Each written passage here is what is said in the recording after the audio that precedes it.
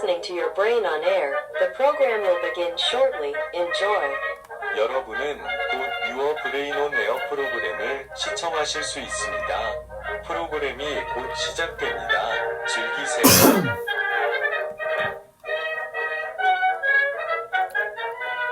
Good afternoon, everyone.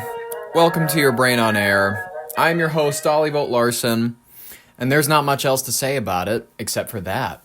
Welcome back to the show where I inform you of the recent happenings, and you just sit back and enjoy, because that's what I'm here for. It's a beautiful Thursday afternoon. We're enjoying ourselves. The sun is shining. It's a beautiful, oddly temperate day for how late in the month we are. It's late November. I'm really shocked that we have not had more snow. I'm shocked that we haven't had more windstorms. I don't know. It's just an odd feeling for late November. It's like, I don't know, like an overly cold fall kind of feeling. It's weird. I don't know how to describe it. Anyways, we got a good collection of stories for you. I know that everybody is so focused on the Epstein files. Yes, Trump, he signed it, and he did a whole 180 on his original proposal where he was going to say, oh, we're not going to release it at all. Except for when I was on Joe Rogan, I said we were going to release it. And he can't keep anything straight anymore these days. He's getting worse than Biden with his like memory issues with this. It's bad. You got to keep an eye on it. So I think we should just go ahead and talk about the other things that are happening besides that. We'll talk about it later in the headlines, because quite frankly, there's not that much coming from that story. So it's one of those minor things we'll just touch on later. So we got a few other things that we're going to cover in the meantime. For example, we got some news that out of the local sphere. Minnesota has more than a dozen men, including an ICE employee, all under arrest after a massive child predator sting. Operation Creep. I know, it's Operation Creep. It's named after the song. It's weird. It's whatever. In total, about 16 or so men were arrested. Those arrested included an employee of the Immigration and Customs Enforcement, or ICE, and a staffer at the Minnesota Pollution Control Agency. Police at the conference, Bloomington Chief Booker Hodges, gained social media attention for playing a portion of the Radiohead song during the press conference, stating every single one of those guys that did this is a creep. I mean, yeah, that's pretty self-evident. In addition to the solicitation charges, one of the suspects was found to be in possession of cocaine, methamphetamine, and 8 firearms. Pretty fun, right? Anyways, let's just jump to this clip from WCCO, Minnesota. He was arrested. He said, I'm ICE boys. Well, unfortunately for him, we locked him up. We put him in our jail. He got reappropriated to our jail. The chief called it Operation Creep, and he was ready for the cameras when giving props to the band Radiohead for the idea. I'm a creep. I'm a weirdo. This is a song when these guys were singing. What the hell am I doing here? I mean, he's not even singing it good. This guy's holding up his phone at the press conference. I would have asked my team if I was going to do a song, I would have asked my team to set up what is it called? At least some side speakers so that you can play it off of those. This is really just kind of awkward. It's like a moment from Parks and Rec or The Office. I can't personally take it that seriously, but I'm glad that they did this. I'm glad that the operation was very successful. Just the level of unprofessionalism around it. I don't know. It's whatever. He's fun. At least he has a sense of humor around child sex rings and operations like that. I guess that's something to have a sense of humor about. Efforts leading to the arrest of 16 men. 16. One of them working as an auditor for U.S. Immigration and Customs Enforcement. Well, is that surprising? The Minnesota Pollution Control Agency. Maybe he'd go to work and figure out how to get that pollution out of his mind, come in here and try to mess with a 17-year-old girl. Nice. Soliciting sex with a minor wasn't the only alleged crime either. Police sharing this drone video of a suspect arriving at a hotel. Inside that bag was coke, meth, and 8 firearms. The operation, reminiscent of a similar sting several months ago that led to the arrest of ex-state Senator Justin Eichhorn, who's currently facing federal solicitation charges. I'm a creep. That's exactly what every last one of these guys was. Yes, we're getting it. Is that the joke? That's the whole joke, is that they're Is that the... Okay, sure. That's the only lyric that you can think of from that song, I guess? I don't know. I mean, let's hear more from this guy. On November 5th, us, along with the BCA, Eden Prairie Police Department, Roseville Police Department, Airport Police Department, and Richfield Police Department conducted Operation Creep, which we were looking for individuals who were trying to purchase sex from a 17-year-old girl. We have the very best detectives here in the city of Bloomington, and I, for the life of me, don't understand. Based on the crime rate and based how unsafe the fucking Mall of America is, I would not assume that to be true. Why people want to come here and do this, or do it just period anyway, but especially coming here to the city of Bloomington. I am curious why people want to do this in our city. I mean, I'm curious why people want to do it in general, but I'm curious why specifically you want to come here to our city and do it. That's very good. I like that. Everybody worked so hard in this operation, and we arrested 16 people. So, I'm calling this Operation Creep, because there's a sign we'll talk about is Emmanuel Lopez. Emmanuel Lopez. The last shall be first. He was the last one we arrested, and he is from Bloomington. He wanted to have sex with a 17-year-old girl, and he kept talking with our decoy, and he persistently wanted to do this, so he was the last person we arrested when the operation was over. And since he lives in the orange jumpsuit district, he gets an orange jumpsuit. He should know better. You live here, man. Emmanuel, you live here, dude. You're coming here to try to mess with a 17-year-old girl. What the so fuck? him up. He's holding up this guy's photo, and then he lazily sticks his neck of the guy's photo into an actual red prison shirt. That's a great joke. It's a really fun joke. I like it. If we're gonna do more of these kind of like in front of the social media, we shame people that we catch publicly, kind of like that one sheriff in Florida who's like, I don't know, it's just part of the thing where if someone gives them a hard time, and like if someone really gives the police a hard time, he will pull up their mugshot, he will be like, this is so-and-so, so-and-so, and then they did this, they went to the gas station, and then they, I don't know, he'll tell some really embarrassing details about these people. But if we're going to be doing that, I don't mind it. Public shaming might add an element to the crime, a punishment angle to where people are just feel an extra angle of shame. That might be an extra thing that our society can explore. Pretty fun. Folks, let's hop right into our second story. J.D. Vance, 67-year-old from Michigan, has been sentenced to 2 years in prison for threatening Vice President J.D. Vance.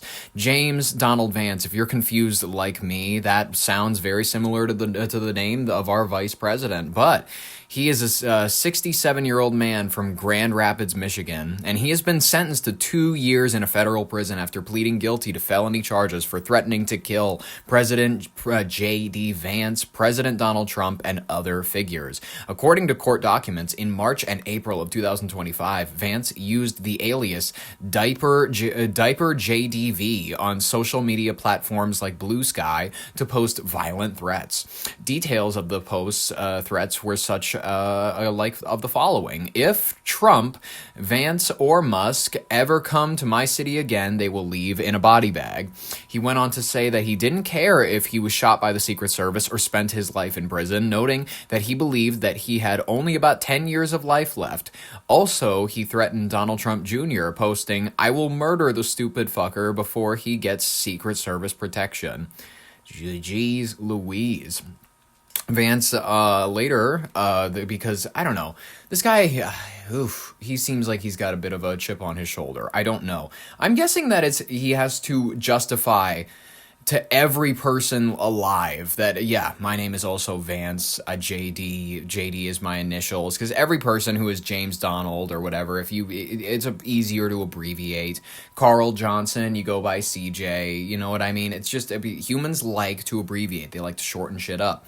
I'm sure that life of, well, not really life, because J.D. Vance hasn't been that popular, you know what I mean? He's only been popular since the Hillbilly Elegy came out. So, I would say, yeah, that's probably the key motivator. If you're curious about a motive here, I don't think that he was a radical Democrat or anything like that. I think that he was just like sick of the DMV experience every time. They're like, oh my God, can you imagine having like, it's like being named Ronald Reagan or something. It's just like, yeah, it's a weird coincidence. Reagan is not that common of a last name, and Ronald is a pretty common male name, at least back in the day. Anyways, he has pleaded guilty to 2 felony counts: threatening to kill or injure the president and the vice president, and 2 interstate threatening communications. Each count carried a maximum penalty of 5 years in prison and up to $250,000 in fines. U.S. District Judge Paul L. Maloney called Vance's actions grievous misconduct, and he said that the prison sentence was necessary to deter similar threats. I personally will take his side on this one. I mean, I doubt that we're gonna get a Donald Trump in Des Moines, Iowa, anytime soon. But who knows? Who knows? I don't know how uncommon Trump the last name is. U.S. Attorney Timothy Verhey released a statement warning about the misuse of the internet for threats. Arguing that while platforms provide healthy exchanges of ideas, they can also be weaponized to intimidate and instill fear. The Secret Service also emphasized that threats against protected individuals will not go unpunished. Yeah, that's a great move. Let's get to this clip from CBS Detroit. New tonight, a Grand Rapids man with the same initials and last name as the vice president is being charged with threatening to kill the president and vice president on social media. According to court documents, James Donald Vance Jr. is accused of threatening to kill them if they came to Grand Rapids or if they run for office again in 2028. He faces up to 20 years in prison and $750,000 in fines. His trial is set for August 5th. Yeah, there you go. And that was 5 months ago, and now this fella has been sentenced. So I guess he will be out in time for Trump to get confused and accidentally select J.D. Vance instead of J.D. himself. I'm guessing that's exactly what is going to happen. This is coming shortly after another threat case, by the way, in Western Michigan in October, when a man named Richard Spring was sentenced to 18 months in prison for threatening President Trump. So yeah, they're getting... guys, I would say... I think it's appropriate. We're in a particularly heated era for American politics. We're in a particularly... everybody's feeling icky. Everybody's feeling, uncomfortable. Everybody's worried that their favorite speaker could get shot. Everybody is nervous, and they should be. They should be nervous because the temperature is up, and a lot of people are mad, and a lot of people have guns, and a lot of people are ready to go into and it's terrifying. And if you're a good-hearted person, continue to do that. Continue to, whatever. If you're one of those fellas that's going to protests and whatnot, keep them peaceful, keep them genuine, because I don't want them to just be lies on MSNBC. I want these to actually be peaceful protests. I don't want any protests, ideally, because I don't want anything there needs to be protested. But whatever. Let's go ahead and let's get into the rapid fire section of today's headlines, people. Like I said, Trump is signing the bill mandating the release of the Epstein files. He has enacted legislation compelling the DOJ to disclose all remaining Jeffrey Epstein documents following bipartisan congressional support. The move reignites scrutiny over the high-profile connections, with Trump's name appearing over 1,000 times in preliminary emails. Nuts, right? That's I mean... It's yeah. I'm gonna say it. It's not shocking that Trump is not going to be attending not J.D. Vance's, but Dick Cheney's funeral. I think he's too holed up listening to Phantom of the Opera, as was evident in that clip that went viral on Twitter. people want to say that he scrubbed it. People want to go and they want to go like, yeah, he's never going to release the actual files. You were like, and then I'm going like, who expected anybody to release the files? Did you expect Biden to release the files? Did you expect whatever Democratic nominee we got in after President Trump and President Vance? Like, did you expect them to actually release the real files? There are practically no real files. And honestly, it's a CIA-sponsored program in order to get blackmail on people that are in high positions of power. So they would never release the files if they had them in the first place. It's a secret that you were never meant to know about in the first place. It was a pre-internet conspiracy theory that did not survive contact with the digital age. Boom, boom, that's it.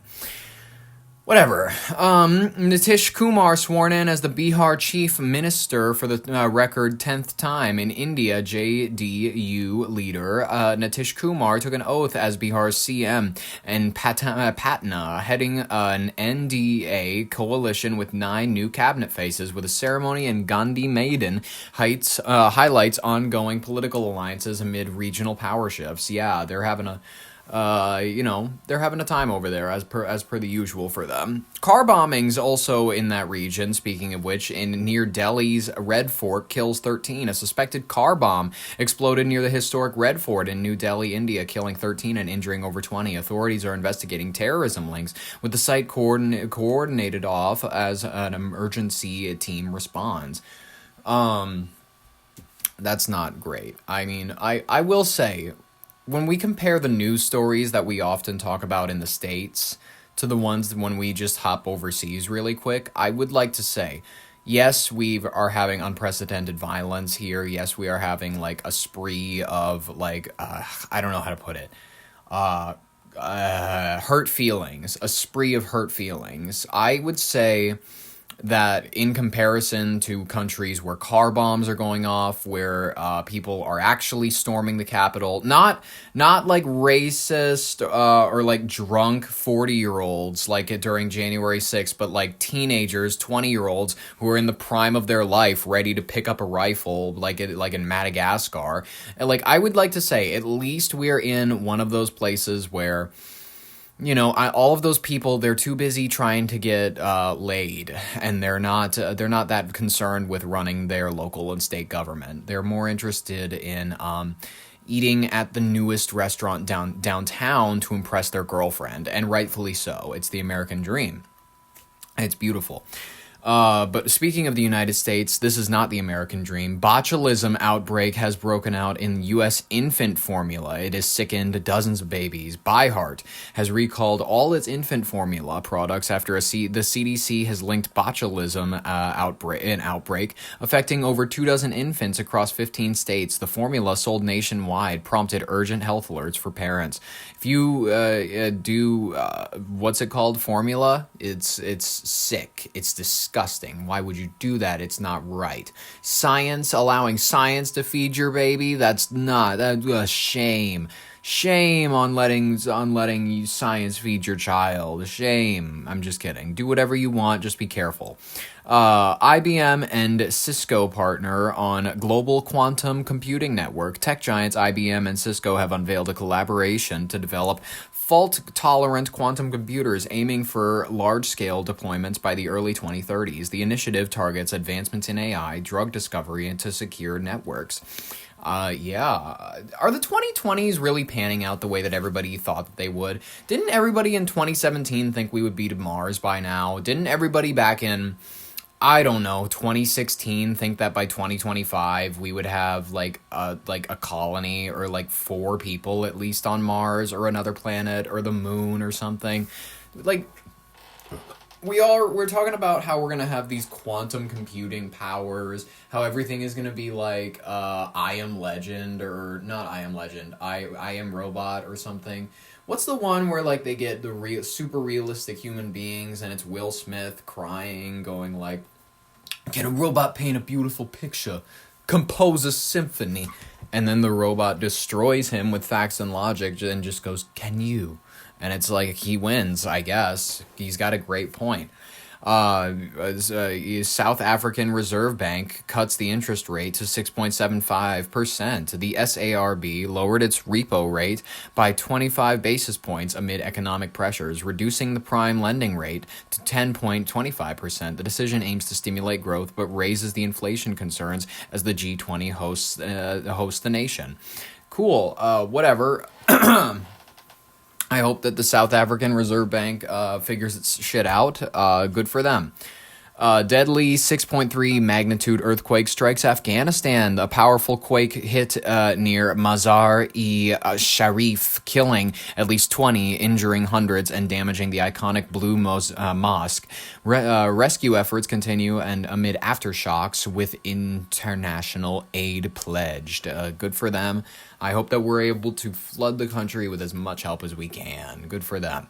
Typhoon Kalmaegi death toll has risen once again, 142. The storm's devastation has spread to the central Visayas and Vietnam and has left a confirmed 142 dead, and still the count remains 127 missing, displacing tens of thousands. Floods and landslides are exacerbating the crisis and prompting massive relief operations that are continuing to be stalled.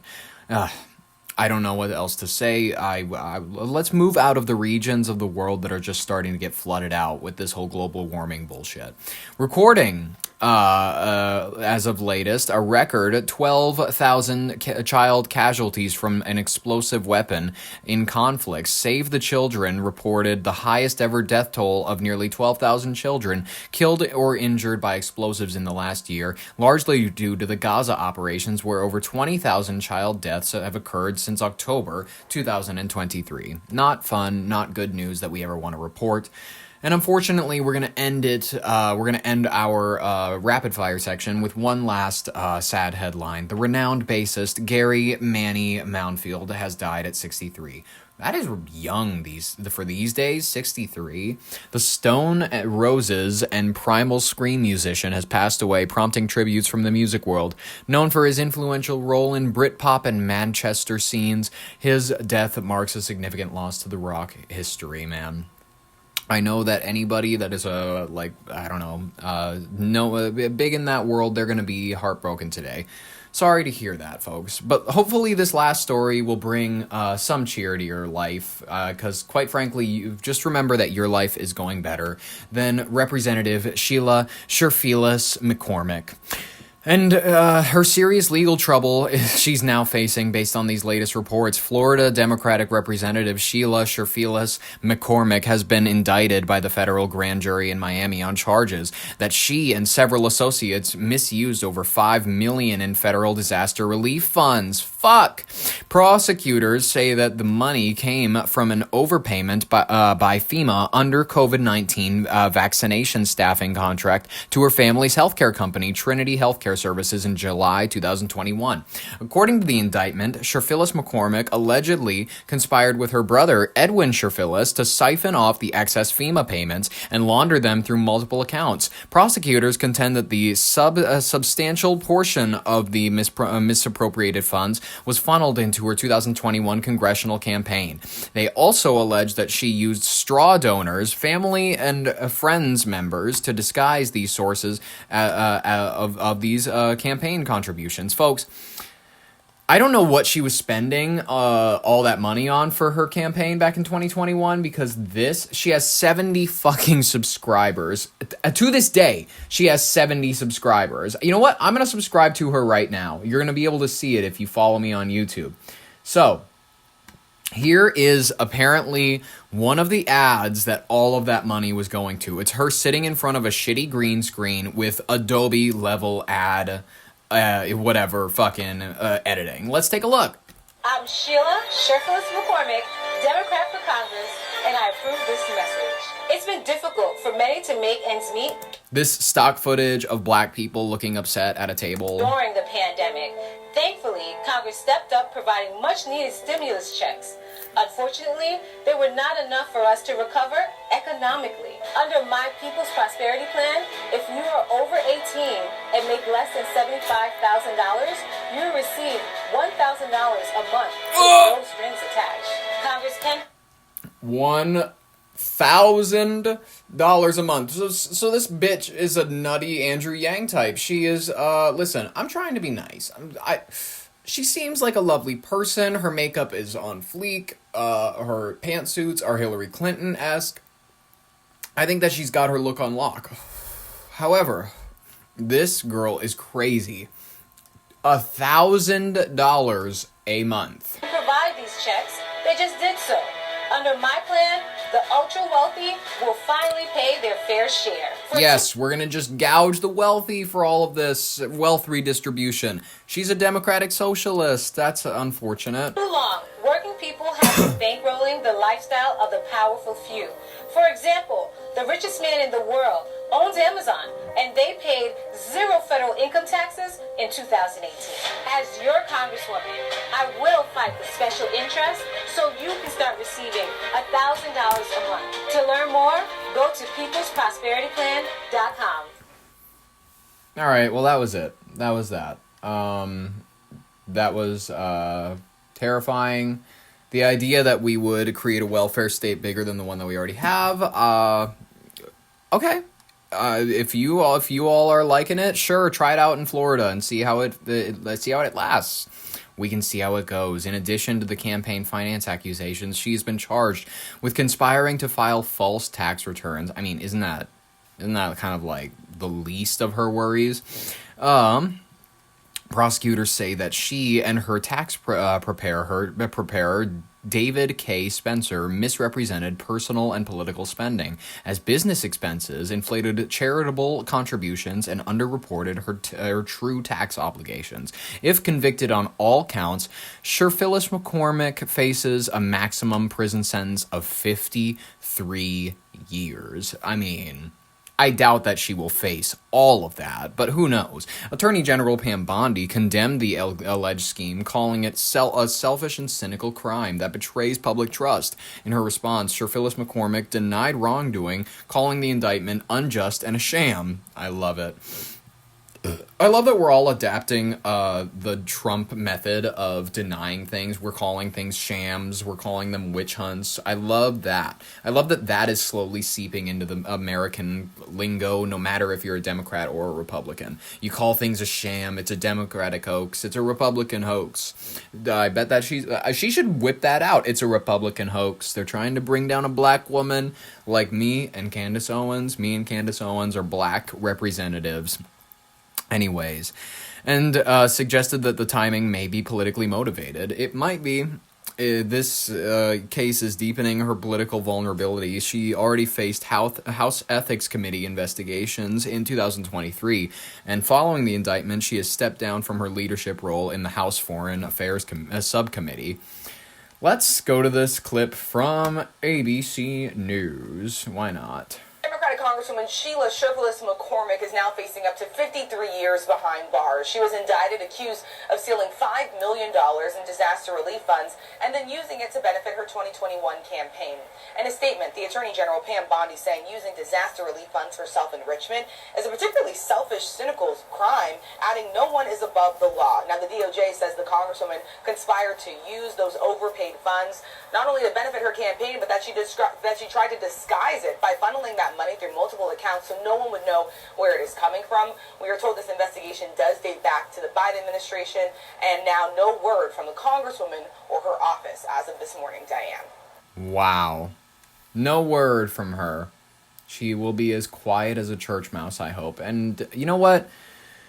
People are just trying to bring this black queen down, and listen, Sheila, if you respond to me on Twitter, if you DM me, I will represent you myself. I will, like I've said many times before, I'm not legally, I'm about as legally qualified as Kim Kardashian, and that is saying a lot because she has a law show. So, let's see this CBS Miami clip.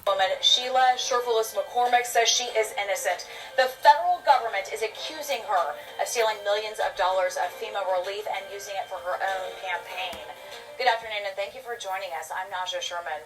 The Congresswoman is accused of stealing $5 million in disaster funds. CBS News Miami's Morgan Reiner is live from the federal courthouse in Miami. That is one of several places that she can turn herself into to face the charges, Morgan.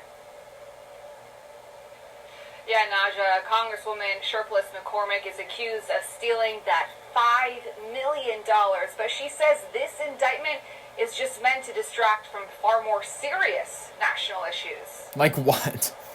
A federal indictment claims FEMA overpaid Democratic Florida Congresswoman Sheila Cherfilus-McCormick's family health care company by $5 million for a COVID-19 vaccination contract. But instead of giving it back, investigators said she stole the extra funds and ran them through multiple sources to disguise where it came from, then used some of that money to help finance her 2021 congressional campaign. Republican House Speaker Mike Johnson said there's never a dull moment in Congress. If it's true, I'm sure someone will be bringing a censure motion. That seems to be the thing to do now. So we'll see. I'm not going to prejudge it. I just read that. It's just a surprise to me. But, love it. We need ethical people to serve in Congress. Democratic Minority Leader Hakeem Jeffries said she's innocent until proven guilty. At some point, I'll issue a statement, but I'm waiting on the opportunity to have a conversation with Sheila. But the federal allegations keep going, saying the Congresswoman falsely filed her taxes in order to reduce her tax obligations. What a queen! Federal prosecutor David Weinstein says more details will become clear. They got a real tax expert on to talk about this. Once the full indictment is released, but said this case is similar to the Medicare and bank fraud crisis of the past. What happens is that these dollars go out, and when they're being sent out, nobody's really paying attention to who applied for them, why they applied for them, and it's not until afterwards when they start doing accounting and they figure out that they've misappropriated these funds that they then try to turn it around. In a statement, Cherfilus-McCormick said, "This is an unjust, baseless, sham indictment, and I am innocent. The timing alone is curious and clearly meant to distract from far more pressing national issues. Fuck yeah. From day one, I have cooperated with every lawful request, and I will continue to do so until this matter is resolved." Sheila, you black chocolate queen.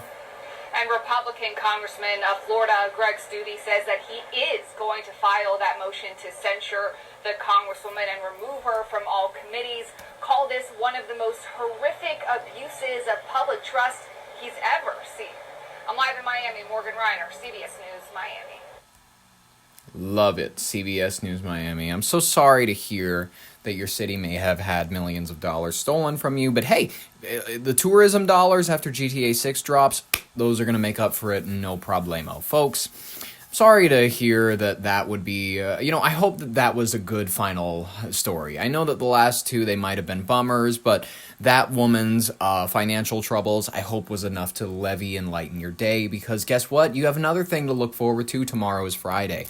So, I hope that I didn't take up too much of your time today. I appreciate the fact that you stayed at all. Thank you so much for listening and getting your news from me. This has been your Brain on Air with Ollie Vogt Larson. Thank you so very much for listening. I'll catch you tomorrow for our final episode of the week. Like if you liked it, subscribe if you want more, and bye-bye.